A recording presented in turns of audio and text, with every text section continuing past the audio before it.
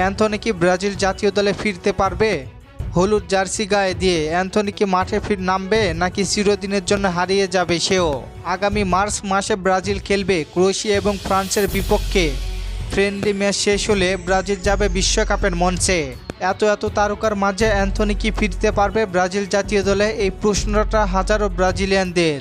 তাই আজকের এই ভিডিওটা অ্যান্থনিকে নিয়েই থাকবে বিস্তারিত। সাম্প্রতিক সময়ে রিয়াল বেটিসের হয়ে দুর্দান্ত ছন্দে আছেন অ্যান্থনি। হঠাৎ অ্যান্থনি হারিয়ে যাওয়ার কারণ হলো ম্যান ইউতে ঠিকমতো পারফর্ম না করা, তারপরে আবার ইনজুরিতে পড়েছিলেন। নারী কেলেঙ্কারি সহ ম্যাচ টাইমিং পেতেন না।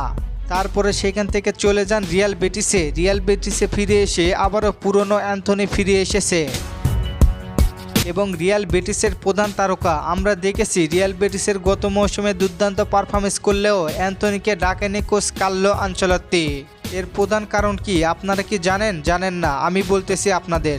অ্যান্থনি রাইট উইঙ্গে আছে রাফিনহা, এস্তেবাও উইলিয়াম, আবার রদ্রিগো গুয়েজের মতো তারকা।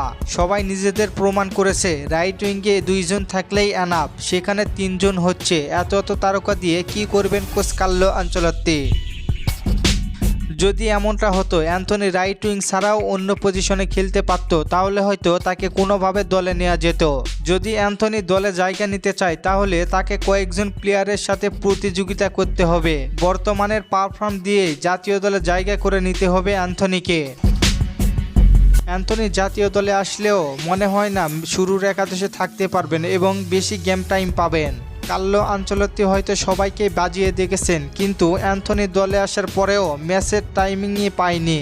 কিন্তু কোচটির অধীনে ভালোই পারফর্ম করেছিল। হঠাৎ করেই যেমন তাকে নিয়ে আলোচনা হয়েছিল, তেমনি হঠাৎ করেই তাকে নিয়ে সমালোচনা হয়েছে।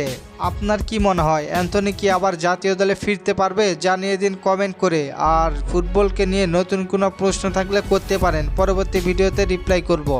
চলেন পরবর্তী কমেন্টগুলো দেখে আসি।